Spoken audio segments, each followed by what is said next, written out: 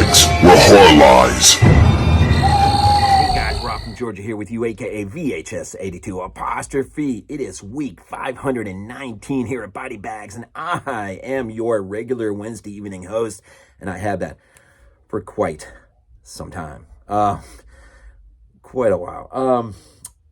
Yeah, we're in October. This is it, man. This is our month. We only get one out of the entire year, man. This is a horror fans month, man. The month of October, week 1. It's a random week, and I thought I wanted to do this for, I'm gonna say always, but in the last, I don't know, 18 months or since the summer, this movie's sort of fallen back on my lap again. Of course, you already know what it is. The original from 1963, The Day of the Triffids. And I feel bad, like, the reason I don't have a menu screen up here is because the only format I have is this old trusty Burbank release VHS. I was going to say DVD. It's not even a DVD. It's the old VHS, man. Yeah, I'm still running these things, man. But I have to say, Lonnie, if you watch this one, our resident 4K guru, I would gladly trade this in for even a DVD copy of this. My transfer on this videotape's beat up, man. There's times when the picture just really starts to get rough, and it makes it tough, man. But this is an intriguing movie, man. And I want to say the first time I watched it, I was like, yeah, okay. But then I watched it again, and then I watched it again, and then it's one of those movies where it's, you know, not everything needs to be remade under the sun. In fact, most everything does not need to be remade under the sun. This is one that begs a remake. And I was just saying, there's only one man. Now, I know John Carpenter has said before that he would have loved to have done a remake to this. Those days, unfortunately, are nowhere. I mean, they're not here anymore. But Guillermo del Toro is. I don't know why, man. There's something, I just think he would do something amazing with this. And I think he would take it back to the original novel, written by John Wyndham back in 51, I think it was, 1951, who also authored the original book used for Village of the Damned for 1960. That was pretty cool. I think it was called The Midwich Cuckoos. I don't know what a title that is. But there's a release date on this movie is so awesome, man, in the UK. On my birthday, the 25th of April. How cool is that? 1963. This movie, man, Steve Sekely directs it. There wasn't a lot to say on him. In fact, I'm just looking over the cinematographer. Actually, though, Ted Moore, he shot Clash of the Titans from 81 and Orca, the Killer Whale from 77. He also was a camera operator on the classic African Queen, which is really super cool.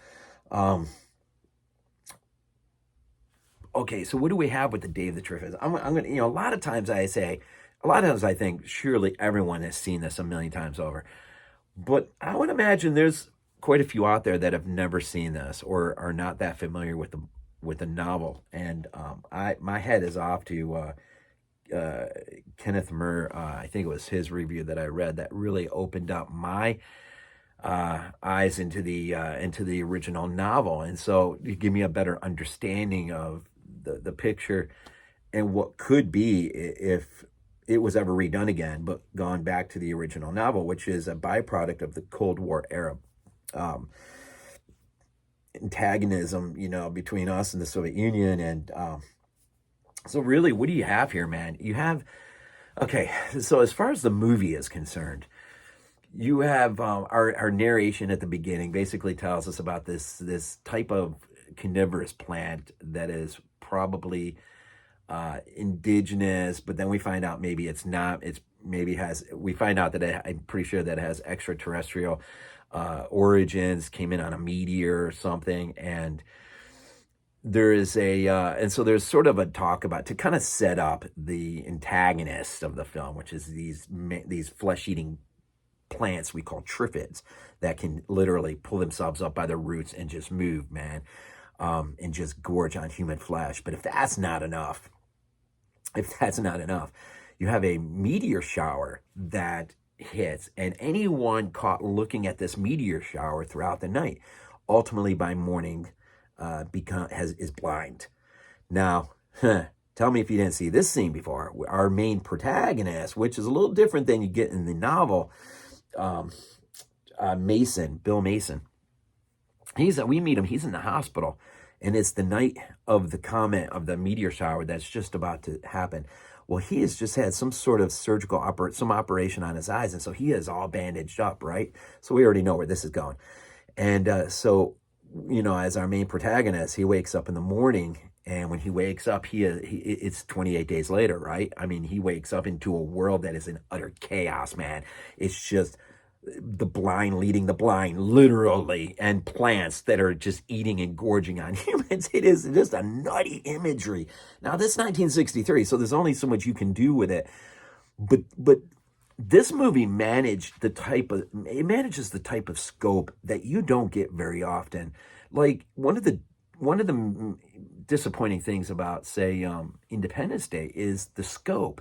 I just never felt like the scope really, I mean, there's more scope, I think, I haven't seen in a long time, but maybe World War Z had a decent amount of scope to it. But this movie manages, and I always forget about this scene and this scene and this scene, because they're short, compact, short scenes, but they're meant to show you the scope of just the damage that is happening as a result of people just blind. You've got trains that are just runaway trains that are crashing. You got planes falling out of the sky. There's one scene on this particular plane, and when the passengers when they start to realize that the pilots may be blind as well, then utter chaos ensues on the plane. And you just really start to get this idea of how absolutely terrifying. This might be the most terrifying post-apocalyptic world that I have ever imagined on screen. And it's not even something made today that, there's not a lot of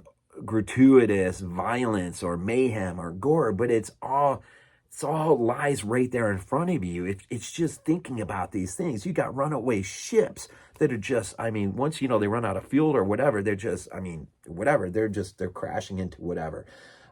Cities utterly abandoned. Such a great, the use of the matte paintings, models, and of course everything goes into this movie. It is so. Anyway, so he ultimately, I could just talk, and I'm not going to, but he wakes up and he finds the doctor who had bandaged him the night before, and the doctor asks him to lead him up to his office. Of course, he's blind too, right? And so he takes him up there. When he realizes that he is probably never getting his sight back.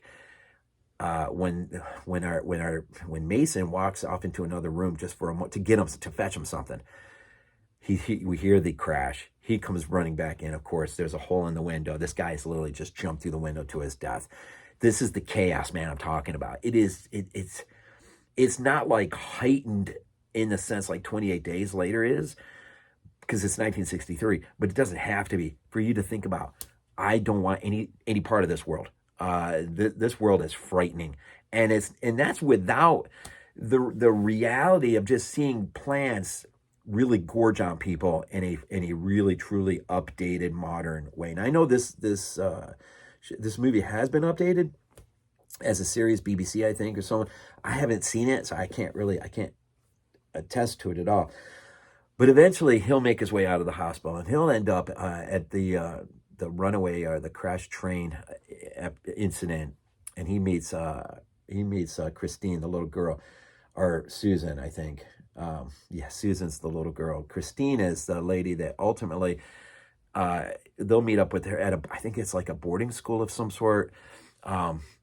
And so out of that, you'll have this sort of refitted nuclear family, I guess, the mom, the dad, and the child, born out of this chaos, which is really, really cool. You get to see the degeneracy of man as well at this boarding school where they held up for a little bit. There's like 40, 50 some blind people, mostly women. And so Mason goes off to run an errand, do something. And when he comes back, this school has been overrun by criminals that somehow they survived the meteor shower. So they all can see, and they're trying to take advantage of all the women inside. Mason, all he can do is grab the little girl and grab the woman and get out of there. And so then the story pretty much follows them on their journey to find, safety, which ultimately is, I think, getting to a submarine, I think, by the end. So there's the other aspect of the story belongs in a lighthouse. We have a husband and wife who have basically, the husband is just washed up, tired, just can't get enough drink and doesn't want to be there anymore. And when the Triffids start to grow on their little island there, he sort of sobers up pretty quick and realizes that he needs to reinvest himself for the sake of, if not humanity, for himself or her. And so that sort of acts as a catalyst of just pulling oneself out of the mire and the muck, right? And so, so you kind of go back and forth to these stories and to your final conclusion, which, unlike the novel, there is a resolution in this movie. And I'll say I didn't really like the last 1 or 2 minutes of it for some reason. It just felt too, okay, things aren't going to feel as though they're all back to normal again if this really happens. And that's sort of how the last minute or so of the movie tries to make you feel. Like, I don't know, it's weird. It's weird. I really dig it, except for that. So, but the novel apparently is, like I said, harkens back to the Cold War era. And so you have this, the Janette, or the Triffids are oh geez, I wrote it down here. They're a result of genetically engineered carnivorous plants that, due to an accident, are unleashed on the world, which is so awesome. And then sort of hand in hand with that is this meteor shower that happens, which also apparently in the book is alluded to, might also be an accident caused by the Soviets. And so really, basically, you have the CCP unleashing by accident a plague on the entire world, which is really pretty cool. But by the end of the novel, apparently there's no solution. They just kind of leave you like, kind of like I think The Mist actually leaves you in the book. I think they just go off and there's no resolution, I don't think. But in the movie, obviously we do, which is pretty powerful. So I don't know. I would absolutely love to see this movie remade. It would be so freaking cool if it was somebody like a Guillermo del Toro, right, did this movie, and brought real life to the Triffids. And I was thinking, how awesome would it be if the animals were blind, and you just got animals running havoc all around, blind, they can't see, and they're frightened out of their mind. I mean, there's just so much you could do aesthetically with this movie.